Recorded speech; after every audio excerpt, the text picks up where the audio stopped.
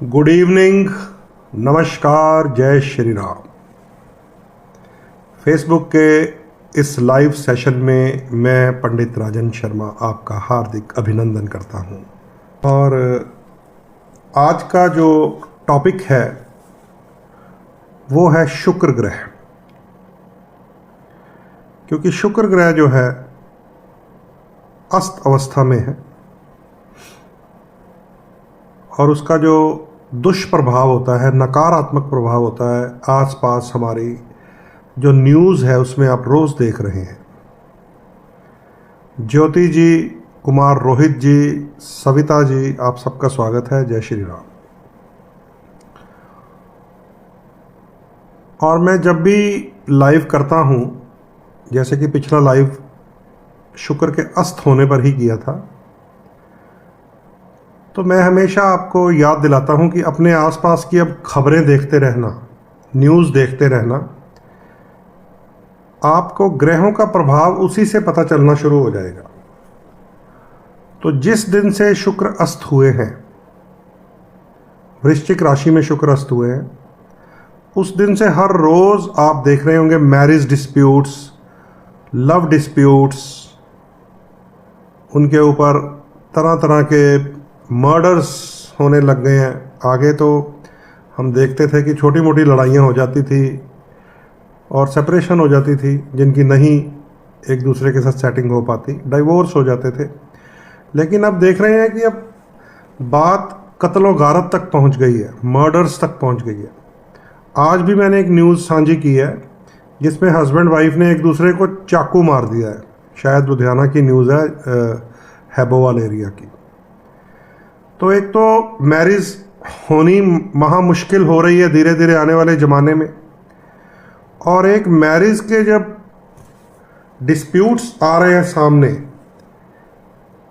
तो उस ग्रह का प्रभाव हमें समझ लेना चाहिए। शुक्र ग्रह खराब है। तो अब बहुत सारे लोग जुड़े हुए हैं, आप लोग इस बात को अब समझ रहे होंगे, जान रहे होंगे, एस्ट्रोलॉजी को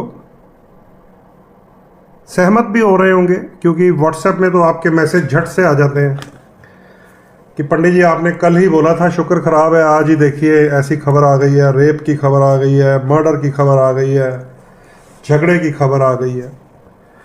तो आपको समझ आती है जो मैं ट्रांजिट की बात बता रहा होता हूँ और उसका प्रभाव जब खबरों में आना शुरू हो जाता है। राजीव कालिया जी, नवीन शर्मा जी, दीपक वर्मा जी, आर के मौर्य जी, दीपक ने लिखा मैं सरेंडर हो गया थोड़े अगे। नहीं, मेरे अगे सरेंडर ना हो दीपक। सरेंडर होना है तो ज्योतिष दे के सरेंडर होना चाहिए।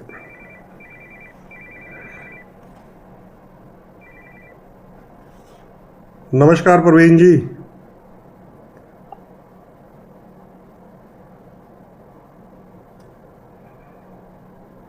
हेलो। चलो, प्रवीण जी की कॉल थी बीच में, हमारे दोस्त।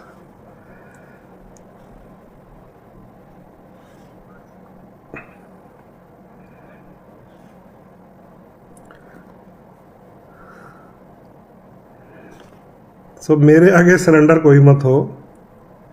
सरेंडर होना है तो ज्योतिष के आगे सरेंडर होना चाहिए हम सबको, कि कितनी ज़बरदस्त विद्या है, भारत की सबसे प्राचीनतम विद्या है, कि अगर सही से सीख ली जाए, पढ़ ली जाए, तो स्पष्ट प्रभाव हम अपने जीवन में, अपने आसपास चेक कर सकते हैं। तो इसको आप देखते जाइए, साथ साथ ग्रहों को सीखते जाइए, समझते जाइए, अपनी अपनी जनन कुंडली जो है आपकी, उसके हिसाब से भी मैच करते जाएं। आपको अपने भविष्य के बारे में भी जानकारियां होंगी और आसपास के हालात के बारे में भी आपको काफ़ी जानकारियां मिलेंगी। कक्कड़ पीके जी, टिंकू अरोड़ा जी, स्वागत है आपका। विजय भोला जी समराला से, विजय बहल जी, लीना शर्मा ने लिखा 100% एक्यूरेसी है। और मंगल मिलान से भी, उनका तो काम ही मैरिज मिलान का है, उन्हें पता चल जाता है कब डिस्प्यूट पड़ जाते हैं। दीपक जी लिख रहे हैं you are great. Lovely Bhardwaj ji आए हैं, राम राम जी लवली जी। सो दोस्तों, ये शुक्र ग्रह की आज बात करेंगे और इसे आप जितना समझते जाएंगे, अपने आसपास के हालात देखते जाएंगे, आपको भारत की इस प्राचीनतम विद्या पर उतना ही गर्व होता जाएगा। और सनातन की ये विद्या है, सनातन पर भी आपको उतना ही गर्व होगा कि संसार में कोई ऐसी कैलकुलेशन नहीं है अमेरिका, ऑस्ट्रेलिया, इंग्लैंड, कनाडा के पास कि बच्चा पैदा हो, उसकी date of birth, time, place पता चले और हम बता दें गंडमूल है, नानकों पे भारी है, दांतकों पे भारी है, अपने शरीर पे भारी है, बड़ा हो के क्या बनेगा। कुंडली का 5वां घर डिस्टर्ब हो तो हम बता देते हैं पहले ही कि पढ़ाई में ये कमज़ोर रहेगा, इसको ज़्यादा दबाव मत डालना।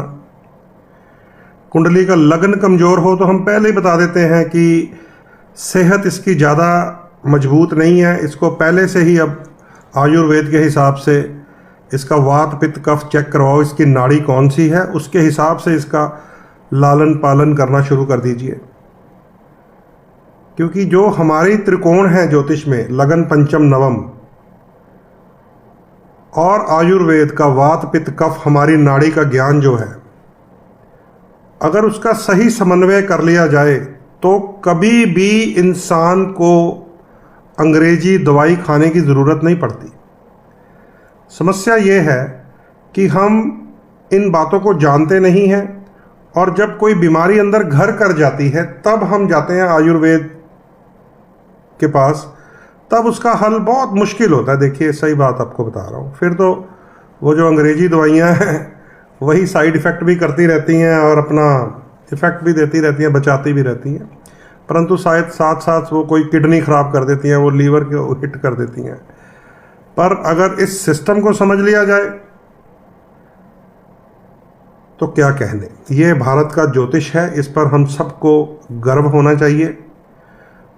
और कई लोग कहते हैं ना, हम नहीं मानते इन ग्रहों के प्रभाव को, तो मानना पड़ता है। जब गोचर में जो ग्रहों का इफेक्ट आता है वही न्यूज़ चैनल में अब आने लग गया है। पुराने ज़माने में तो लोग कहते थे कि इंग्लैंड, अमेरिका, कनाडा के गोरे लोग हैं, उनको नहीं इसका असर होता। तो अब सोशल मीडिया से खबर झट से पता चल जाती है, कनाडा में ये हो गया, ऑस्ट्रेलिया में ये हो गया, न्यूजीलैंड में ये हो गया। तो पता चलता है कि ग्रह गोचर का प्रभाव, ब्रह्मांड में जो चेंजेस आती हैं, उसका असर संसार भर में आता है। तो बहुत बहुत शुक्रिया। हमारे साथ जुड़े हैं श्री गोविंद गोधाम से परम गौ सेवक हमारे बड़े भैया अशोक धवन जी। आप बहुत अच्छा कार्य करते हैं राजन जी, ये लिख रहे हैं। आपका आशीर्वाद है, गौ माता का आशीर्वाद है। देवेंद्र शर्मा जी राम राम। एंड मंगल मिलान जी लिख रहे हैं your medicines are more effective. मेरी मेडिसिन तो भैया आपके सामने ही है। एडवोकेट अशोक शर्मा जी, गौरव दयाल जी, महावीर जी, विशाल जी, बड़े भैया अरुणेश मिश्रा जी, प्रवीण शर्मा जी, निखिल पटेल जी और अश्विनी जी ने लिखा है ज्योतिष वास्तव में अद्भुत है। बिल्कुल अद्भुत है अश्विनी जी, परंतु ज्योतिष पढ़ने की जो कला है वो सबके पास है भी नहीं है, मैं ये भी मानता हूँ। इस हमारे सिस्टम को ख़राब भी कर दिया कई लोगों ने। तन्वी जी, रश्मि बांसल जी, हरीश कुमार जी, महावीर जी ने लिखा है बांग्लादेश में बहुत घटनाएं हो रही हैं। हाँ, बहुत ज़्यादा अभी मैं बताऊंगा आपको इन सारी घटनाओं के कारण क्या हैं और आगे ये बढ़ेंगी। अभी युद्ध, गोलीकांड, अग्निकांड कम नहीं होने वाले। अभी शुक्र जो खराब चल रहा है आसपास, स्त्री पुरुष के संबंधों में परेशानी आ रही है, वैवाहिक जीवन में परेशानी आ रही है, रोमांस में परेशानी आ रही है, वो अभी ठीक नहीं होने वाला। वो मैं अभी आपके साथ साझा करूंगा इस सारे सिस्टम को। तो ग्रहों की चाल में ये सारा कुछ होता है, आपको इसको समझना पड़ेगा। जय सिया राम अरुणेश जी, और ब्रह्मदत्त जी जुड़े हैं, राम राम जी ब्रह्मदत्त जी। सो दोस्तों, लगभग 25 लोग मुझे दिखाई दे रहे हैं इधर से। तो अपने टॉपिक पे चलते हैं ना। 25 लोगों तक ये बात पहुंच जाए तो अपने आप शेयर भी करते रहेंगे और आगे भी सबको समझाते रहेंगे। आइए, आज का जो मैं टॉपिक लेके आया हूं वो है शुक्र ग्रह का। शुक्र के ऊपर बात करेंगे। और टॉपिक शुरू करने से पहले मैं एक मैसेज आया नीचे गोपाल कुमार जी का। उन्होंने अपनी डेट ऑफ बर्थ लिखी है हिमाचल प्रदेश की, और ये लिखा गवर्नमेंट जॉब लगेगी या नहीं लगेगी। तो मैं अपना टॉपिक शुरू करने से पहले ही गोपाल जी को उत्तर दे दूं। शायद वो पहली बार आए होंगे हमारे इस लाइव में। मैं तो पिछले 10 साल से आपके साथ सोशल मीडिया से जुड़ा हुआ हूं, और उससे पिछले 10 साल से सिटी केबल के माध्यम से जुड़ा हुआ था। तो गोपाल जी नमस्कार, आपका स्वागत है। यहाँ पे जो आपने डेट ऑफ बर्थ लिखी है पर्सनल जन्म पत्री दिखाने के लिए, वो काम बिल्कुल नहीं करता मैं। आपको ये जानकर बड़ा दुख होगा कि यहाँ पर ऑनलाइन जब वीडियो चल रहा होता है हमारा, तो यहाँ पर ये जन्म पत्री मैं नहीं देख पाता। उसके लिए आपको प्रोफेशनल वे से मेरे व्हाट्सएप में आना पड़ेगा, ठीक है। तो ये आप बार बार ना लिखें कि आपकी डेट ऑफ बर्थ ये है, गवर्नमेंट जॉब लगेगी या नहीं लगेगी। यहाँ से मैं आपको शुभकामनाएं देता हूँ कि परमात्मा करे आपकी गवर्नमेंट जॉब लग जाए। लगेगी या नहीं लगेगी ये आपकी कुंडली में रहस्य छुपा हुआ है। उसके लिए आप अपनी जन्म पत्री प्रॉपर व्हाट्सएप के माध्यम से आप मुझे दिखा सकते हैं। यहाँ पे डेट ऑफ बर्थ लिखने का किसी को कोई फ़ायदा नहीं है, क्योंकि जो पुराने मित्र जुड़े हुए हैं उनको तो सब पता ही है। तो आप शायद पहली बार आए होंगे, आपका स्वागत मैं करता हूँ गोपाल जी। मुनीश जी स्वागत है आपका। संयम शर्मा जय माँ लक्ष्मी लिख रहे हैं। लीना ने बताया 35। अच्छा 35। कई बार ऐसा होता है मुझे इस तरफ कुछ दिखाई दे रहा था, मुझे अभी भी 31 दिखाई दे रहे हैं। चलिए बढ़ते जाएंगे, कोई बात नहीं है। और आपको मेरा व्हाट्सएप नंबर जो है संयम शर्मा लिख देंगे। हाँ लिख ही दिया, देखिए संयम शर्मा, थैंक यू संयम। चलिए आइए अब बात करते हैं ग्रह गोचर की, जिसका प्रभाव हमारे आसपास व्यापक रूप से आ रहा है।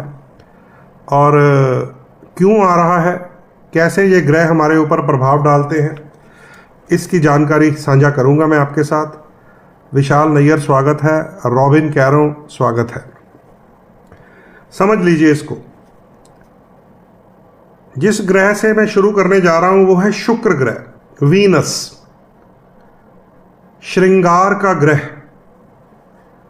प्रेम रस का ग्रह, रिलेशनशिप का ग्रह, विवाह सुख का ग्रह, रोमांस का ग्रह, लव का ग्रह, सुंदरता का ग्रह, लग्जरीज का ग्रह, जीवन में सुख सुविधाओं का ग्रह शुक्र है। ये याद रख लीजिए। हमारी कुंडली में शुक्र की स्थिति कैसी है ये वो बता देगी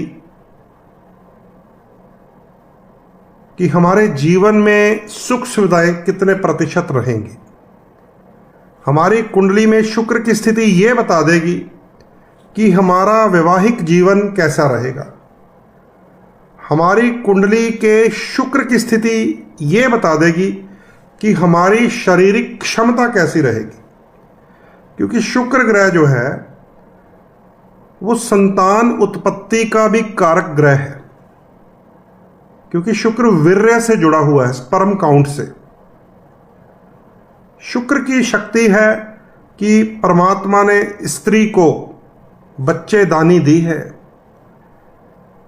और शुक्र की शक्ति है कि परमात्मा ने पुरुष को वीर्य दान किया है, और स्त्री और पुरुष के समागम से ही संतान उत्पन्न होती है। और शुक्र अच्छा हो तो सुंदर संतान उत्पन्न होती है। शुक्र अच्छा हो तो पति पत्नी के संबंध मधुर रहते हैं। शुक्र अच्छा हो तो वैवाहिक जीवन में परेशानियां नहीं रहती। लेकिन दूसरी तरफ शुक्र खराब हो तो सबसे पहले तो शरीर में ही कमजोरी आ जाती है। पुरुष को भी यौन कमजोरियां रहती हैं, और स्त्री के अंदर जो शक्ति परमात्मा ने दी है फर्टिलाइजेशन की, एग प्रोड्यूस करने की, कंसीव करने की, वो शुक्र से ही जोड़ी गई है, या शुक्र से ही देखते हैं हम अपनी जन्म पत्रियों के माध्यम से। इसीलिए मैं बताता रहता हूँ कि संसार में और किसी के पास कोई ऐसी टेक्निक नहीं है, चाहे जितने बड़े बड़े विकसित देश हों, कि जिसके साथ हमारा विवाह होना है, अगर उसकी कुंडली मिल जाए, डेट ऑफ बर्थ, टाइम और प्लेस, और मैचिंग चेक कर ली जाए, जिसे हम गुण मिलान कहते हैं, और उन गुण मिलान के अलावा, ध्यान से सुन लीजिए, गुण मिलान के अलावा कुंडली के कुछ हाउस चेक कर लिए जाएं, जैसे लगन और लग्नेश शारीरिक शक्ति है, पंचम भाव संतान का घर है, सप्तम भाव पति पत्नी के आपस का संबंध का घर है, और नवम भाव भाग्य का घर है। अगर गुण मिलान के साथ अलग अलग कुंडलियों के ये घर भी देख लिए जाएं, तो ये समझ लीजिए आप कि हम अपने फ्यूचर को प्लान कर सकते हैं, डिसाइड कर सकते हैं, मैनेज कर सकते हैं कि हम जिसके साथ विवाह करने जा रहे हैं उसके साथ हमारा जीवन कैसा रहेगा। सबसे पहले तो यही समझ लीजिए कि लग्न जो कुंडली का सबसे प्रथम भाव होता है, लगन का स्वामी अगर रोग के घर में हो, जो छठा घर होता है उसको रोग का घर कहते हैं। इसका अर्थ यह है कि इंसान को कोई ना कोई शारीरिक कष्ट, बीमारी रहेगी, क्योंकि लगन का स्वामी जो हेल्थ है, पर्सनैलिटी है, अगर वो रोग स्थान में चला गया, उधर गुण चाहे 25 मिले, 30 मिले, 36 में मिल जाए, चाहे अगर लग्नेश कमजोर हुआ तो बीमार व्यक्ति या बीमार औरत से विवाह हो जाता है। इसको ध्यान पे रख लीजिए पहले ही। फिर मत कहना कि कुंडली के गुण भी मिलाए थे, पंडित जी ने कहा था मिल गया, ये क्या हो गया, क्योंकि हम पूरी टेक्निक को फॉलो नहीं कर रहे। गुण मिलान में केवल अष्टकूट मिलान होता है, 8 तरह के कूट मिलान होता है। हालांकि उसमें भी बहुत रहस्य है। उसमें भी जब गण दोष देखते हैं हम कि एक का गण देव है, एक का दानव है या राक्षस है, तो बता देते हैं कि ये मैत्री नहीं हो रही है। उसमें भी जब हम नाड़ी दोष देखते हैं गुण मिलान में भी, तो हम बता देते हैं कि संतान संबंधित समस्या आने वाली है। उसमें भी जब हम भकूट दोष देखते हैं, भकुटी चढ़ी रहेगी, इस स्थान को भकुटी कहा जाता है, मत्थे पे त्योड़ियां रहेंगी, बता तो उस तरफ से भी देते हैं। लेकिन अगर पूरे सिस्टम को फॉलो कर लिया जाए कि पहले गुण मिलान चेक कर लो कि 18 से अधिक मिल रहे हैं, फिर मंगल ग्रह को देख लो कि आपस में एक दूसरे का मंगल हावी तो नहीं हो रहा, जिसको मांगलिक शब्द प्रयोग करते हैं हम लोग, और उसके बाद फिर अलग अलग कुंडलियां जरूर देख लेनी चाहिए, वर की और कन्या की। जैसे मैंने बताया कि लगन का स्वामी, सेहत का स्वामी अगर रोग के घर में हुआ तो समझ लीजिए बीमार जीवन साथी मिलने वाला या मिल गया। इसी तरह जो कुंडली का 7th हाउस होता है, सप्तम भाव, जो लगन के बिल्कुल नीचे होता है, उसको पार्टनरशिप हाउस कहते हैं, विवाह स्थान। अब विवाह स्थान में अगर कोई अशुभ ग्रह चला गया, राहु बैठा हो, केतु बैठा हो, शनि बैठा हो, सूर्य बैठा हो, मंगल बैठा हो, या लग्नेश का एंटी प्लैनेट बैठा हो, या सप्तमेश का कोई शत्रु ग्रह बैठा हो, तो ये इशारा कर देता है कि अगर आपकी कुंडली के गुण मिल गए हैं और सप्तम भाव में खराबी है, तो ये एक ऐसा गले की फांस बनेगा रिश्ता कि ना तो टूटेगा क्योंकि गुण मिले होते हैं, और ना ही अच्छी तरह निभेगा, क्योंकि विवाह के घर में राहु महाराज है, या केतु महाराज है, या शनि है, या गर्म ग्रह है सूर्य मंगल, झगड़ा करवाने वाले। आई होप आपको समझ आ रही है मेरी बात, कि गुण भी मिल गए, वो कहता टूटेगा नहीं, लेकिन सप्तम भाव में दोष वाली कुंडली है, हमने अच्छी तरह देखा नहीं, तो इसका मतलब यही है कि ना टूटेगा ना ठीक से चलेगा, बस खींचतान चलेगी जीवन में। ये होता है रिलेशनशिप, सप्तम भाव। अब आइए पांचवां घर, फिफ्थ हाउस, जिसको संतान का घर कहा जाता है, बच्चों का घर कहा जाता है। पंचम भाव में अगर दोष हो वर या कन्या के, कुंडली चाहे मिल रही है, उधर गुण मिल रहे हैं, पंचम भाव में अगर दोष हो, पंचमेश छठे घर में या आठवें मृत्यु स्थान में चला जाए, अष्टम भाव को मौत का घर कहा गया, मृत्यु का घर। छठे भाव को तो रोग का घर कहा गया है, अष्टम भाव को मृत्यु का घर कहा गया है। या 12वें घर में चला जाए जिसको व्यय स्थान कहा गया है। ये 3 घर नोट कर लीजिए, छठा घर, 8वां घर और 12वां घर।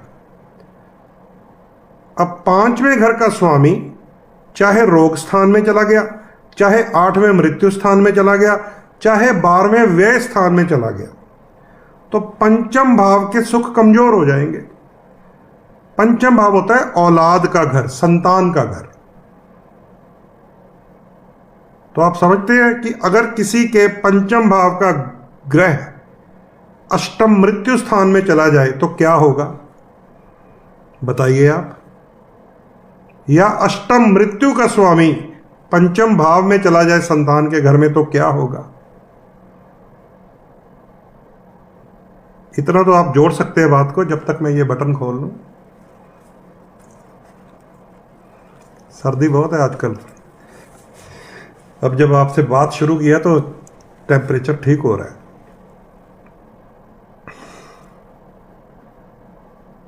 तो ये आप सिस्टम समझें कि 5वें घर का स्वामी अगर 8वें घर में है मृत्यु स्थान में, तो शक रहता है कि संतान बचेगी या नहीं बचेगी। 8वें मृत्यु स्थान का स्वामी 5वें घर में तो भी ये डाउट रहता है संतान बचेगी या नहीं बचेगी। लेडी की कुंडली में ये योग हो और उसके ऊपर मंगल का भी इफेक्ट हो तो मिस कैरेज होने लग जाते हैं। मिस कैरेज तो 5वें घर में मंगल गया तो भी होने लग जाते हैं। और इतनी कुंडलियां मैंने देख ली हैं कि 5वें घर में मित्र की राशि में बैठा हुआ मंगल भी मिस कैरेज करवा देता है, गर्भपात करवा देता है। मित्र की राशि में बैठा हुआ, क्योंकि मंगल का अपना एक स्वभाव है अग्नि पैदा करना। दृष्टियां भी मारक, और जहां बैठता है वो उस स्थान की भी अपने मारक प्रभाव से नुकसान कर देता है। ऐसे ही संतान का घर 5वां, उसका ग्रह 6ठे घर में चला गया अगर, तो औलाद बीमार रहेगी। संतान का घर 5वां, उसका ग्रह अगर 12वें घर में चला गया तो औलाद का सुख नहीं रहेगा, बच्चे छोड़ के चले जाएंगे। क्योंकि 12वें घर को विदेश का घर भी कहा गया, 12वें घर को व्यय कहा गया कि चला गया हाथ से। और उधर गुण मिल रहे हैं 25, पर कुंडली पूरी टेक्निक से देखी नहीं तो संतान हो नहीं रही। और बाद में शिकायत आती है कि जी हमने तो मैचिंग करके शादी करवाई थी। मैं पूछता हूं क्या मैचिंग करवाई थी, कि गुण मिला लिए थे। मैंने कहा जी बाकी कुंडली का विश्लेषण, कि औलाद का पता किया था, सेहत का पता किया था, रिलेशनशिप का पता किया था, ससुराल से निभेगी या नहीं निभेगी ये पता किया था, सासू माँ का घर देखा था। कोई टेक्निक लगाता ही नहीं है ये वाली। जबकि कुंडली मिलान में केवल गुण नहीं देखे जाते। गुण मिलान का मतलब है कि 18 से प्लस हो गया, पॉइंट 1 मिला है सिर्फ। जब हम पीआर लगाने जाते हैं तो कितने पॉइंट्स लगाते हैं ना, तो इसमें सिर्फ 1 पॉइंट देखते हैं। गुण मिलान खाली 1 पॉइंट है। उसके बाद सेहत का मिलान देखना पड़ेगा, उसके बाद रिलेशनशिप का मिलान देखना पड़ेगा, उसके बाद संतान का मिलान देखना पड़ेगा कि हो भी रहा है आपस में या नहीं हो रहा। इसलिए गुण मिलान के बाद होने वाले डाइवोर्स, तलाक, सेपरेशन, उसके पीछे का कारण यही है कि कुंडली मिलाते समय पूर्ण टेक्निक को लोग भूल गए हैं। और सबसे बड़ी मुसीबत पैदा की है इस मोबाइल ने, सबसे बड़ी मुसीबत। क्योंकि इसमें है सोशल मीडिया, इसमें है ऊट पटांग रील्स आ रही हैं अब आपके पास, रील्स, इसमें है मुफ्त के सॉफ्टवेयर्स। आप ही अपना डेट ऑफ टाइम डाला, आप ही लड़की का डाला, आप ही मैचिंग चेक कर ली, गुण मिल गए जी, चलो जी। इसका जो दुरुपयोग हो रहा है वो सबसे बड़ा रीज़न है, समझ लीजिए कारण है इस समय जीवन में परेशानियों का। लोग इसका सदुपयोग भी करते हैं, इस सोशल मीडिया के माध्यम से, इन ऐप्स के माध्यम से अपना बिजनेस जमा जाते हैं, कमाई कर जाते हैं।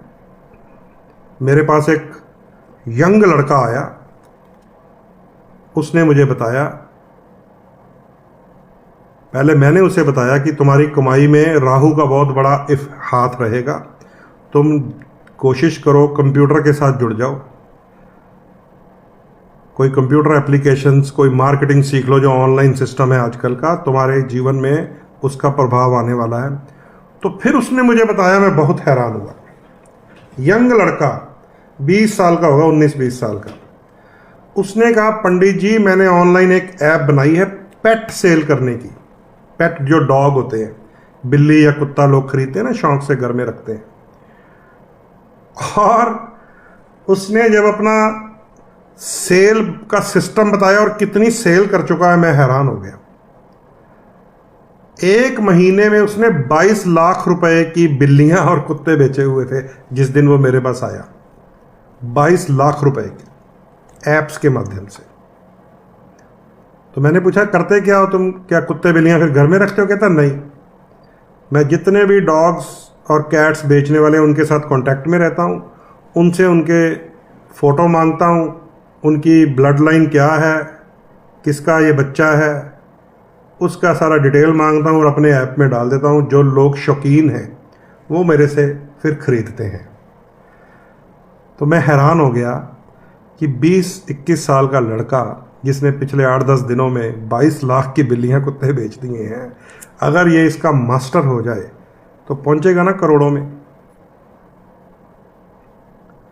तो ये कुंडली बता रही है और इसका सदुपयोग वो कर रहा है। देखने में गंदी मंदी रीलें भी देख सकते हैं हम, टाइम खराब कर सकते हैं, चुटकुले देख सकते हैं, खुद रीलें बना सकते हैं गाने गाते हुए, नाचते हुए, डांस करते हुए। कभी कभी हो जाए शौक से, मेरी तरह कर लेना चाहिए। रोज आ रही है कईयों की तो रीलें, रोज कमर मटकाते हुए, और वो आपके लाइफ के सारे सीक्रेट खोल देती है। घर पता चल जाता है, इसके घर में कमरे इतने हैं, इसके घर के उस वॉल के ऊपर ये फोटो लगी हुई है, इसके परिवार के मेंबर्स इतने हैं, उनको पकड़ पकड़ कर लोग नाच रहे होते हैं। आपके सारे भेद खोल देती हैं और आपका करैक्टर कैसा है आप खुद बता देते हैं। तो इसका दुरुपयोग भी हम कर रहे हैं, सदुपयोग भी कर सकते हैं।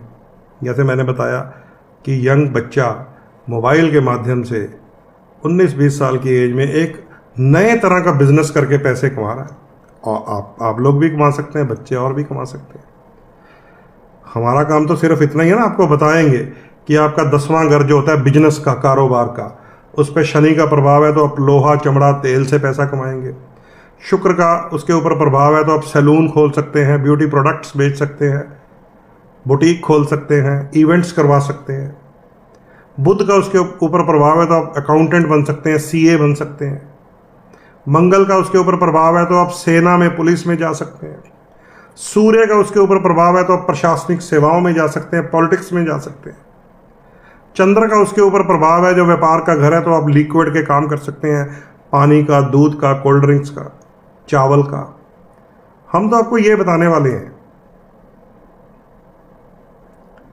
तो ये जो एस्ट्रोलॉजी है,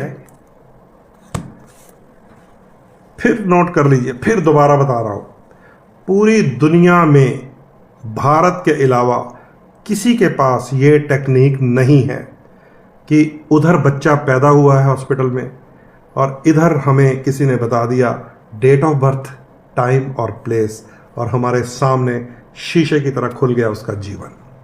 पूरी दुनिया में किसी के पास नहीं। हाँ, मैं ये मानता हूं कि इस सिस्टम को पढ़ने में बहुत कमियां हैं हम लोगों में, एस्ट्रोलॉजर्स में, ज्योतिषियों में। अच्छे या बुरे हर फील्ड में लोग होते हैं, हर फील्ड में। आज इतनी दुखद एक न्यूज़ मैंने साझी की थी, दुख हुआ। छोटा सा बच्चा होगा 7-8 साल का, उसके पेट में दर्द हुआ, माँ बाप उसे हॉस्पिटल ले गए, उसे ऑपरेशन बताया गया और डॉक्टर ने क्या किया, आज ही मैंने शेयर किया है उसको। डॉक्टर ने उस छोटे से बच्चे की, पता नहीं काम भी आएगी या नहीं आई, 12 भी हुई थी या नहीं हुई थी, किडनी निकाल ली। वही डॉक्टर जो परमात्मा का रूप भी है,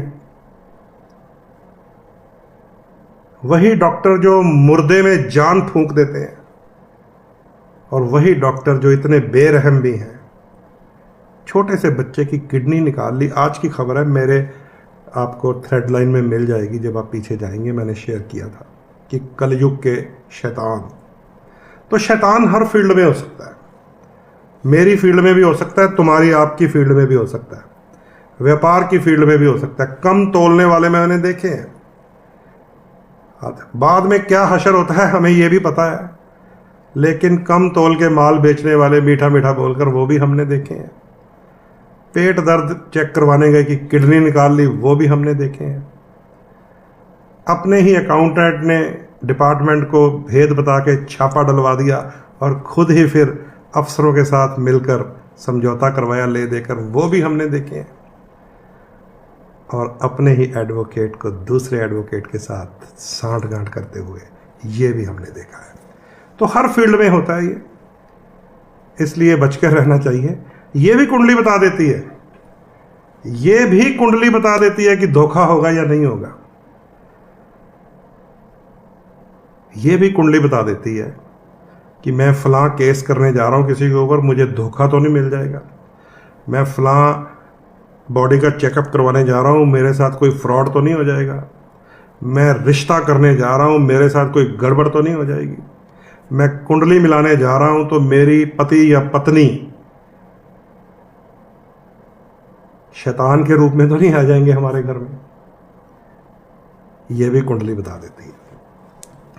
तो शुक्र ग्रह की बात करने वाला हूं मैं आपसे, और आप लोग ध्यान से इसको समझ लीजिए कि शुक्र ग्रह 20 दिसंबर को धनु राशि में प्रवेश किए हैं। आज ही धनु राशि में। धनु राशि देवताओं के गुरु बृहस्पति की होती है और शुक्र असुर गुरु है। तो एक गुरु दूसरे गुरु के घर में प्रवेश किया है, लेकिन आपस में एक दूसरे के विरोधी हैं।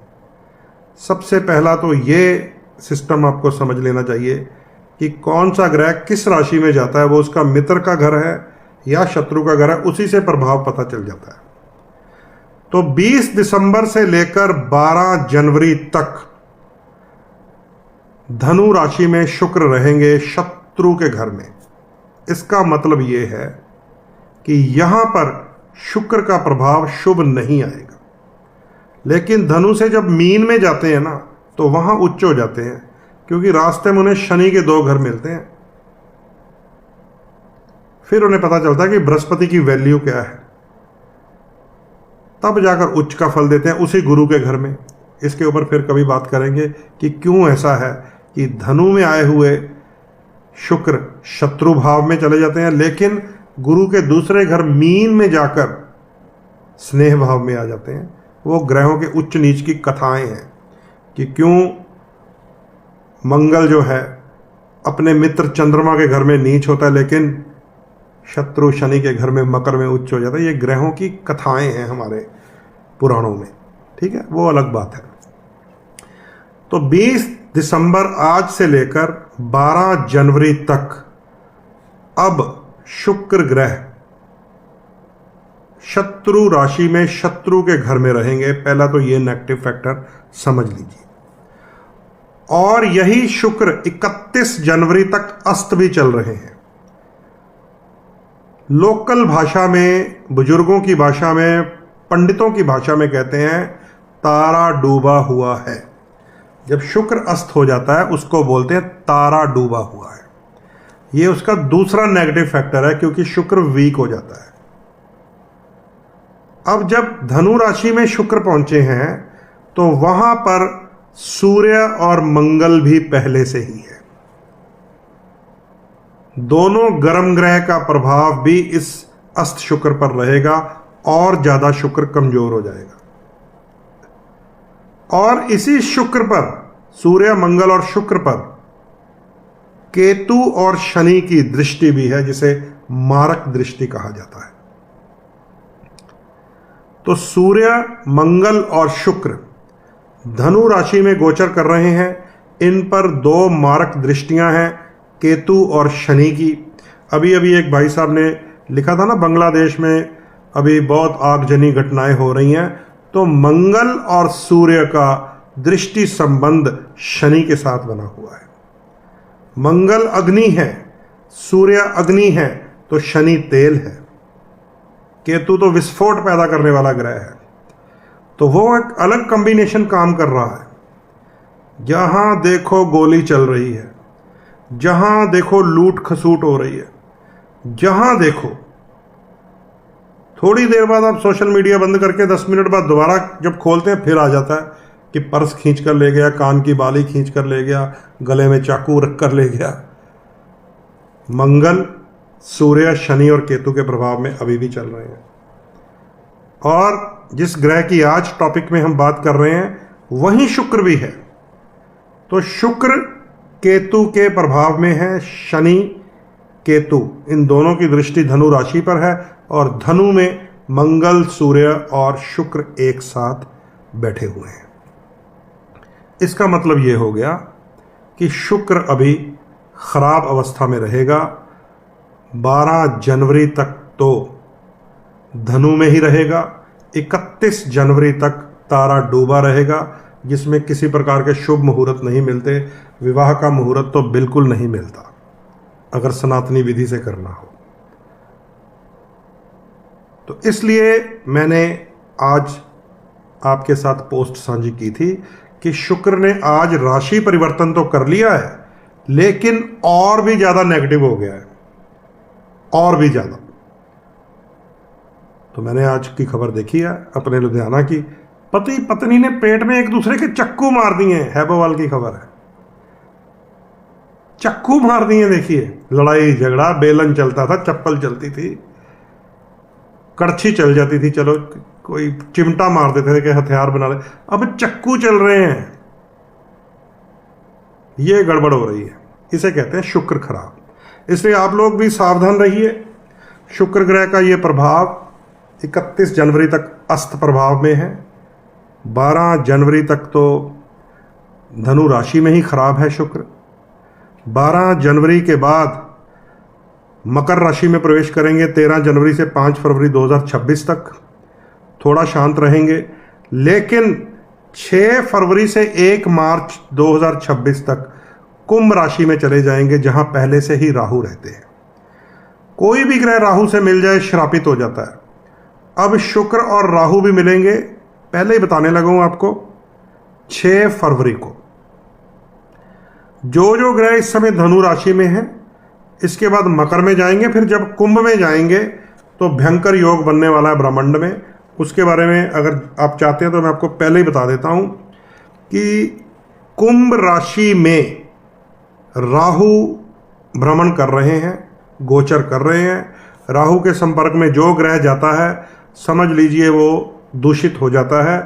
तो सूर्यदेव, नोट कीजिए, सूर्यदेव कुंभ राशि में जाएंगे, सूर्य राहु का दोष बनेगा। मंगल 23 फरवरी को जाएंगे, 23 फरवरी को, तो मंगल राहु का अंगारक दोष बनेगा। बुध 3 फरवरी को जाएंगे तो बुद्धि नाश वाणी दोष हो जाएगा, उसे जड़ दोष कहते हैं, बुध राहु के साथ मिलेंगे। शुक्र 5 फरवरी को जाएंगे कुंभ राशि में, तो स्त्री श्राप होता है। तो ये मैं फरवरी के बाद की बातें कर रहा हूं, अभी तो हम पिछले साल में ही बैठे हुए हैं, लेकिन मैं आपको पहले ही बता रहा हूं कि जो फरवरी का महीना होगा अप्रैल तक, क्योंकि लास्ट डेट मुझे नज़र आ रही है 2 अप्रैल को मंगल निकलेंगे वहां से। फरवरी से अप्रैल का जो समय होगा, संसार भर में फिर से विस्फोटक होगा, फिर से रिश्ते तार तार होंगे। सूर्य राहु मिल गया, फिर से प्रशासनिक अधिकारियों के ऊपर गाज गिरेगी। मंगल राहु मिल गया, फिर से युद्ध कांड होंगे। बुध राहु मिल गया, फिर से वाणी दोष लगेगा। नेताजी बोलेंगे कुछ, मतलब कुछ निकलेगा, हाहाकार मच जाएगी। तो ये ग्रहों की जो चाल है, इसे आप जरूर नोट रख लीजिए। शुक्र की बात जो कर रहा हूं, आइए अब आपके लगन के हिसाब से करते हैं।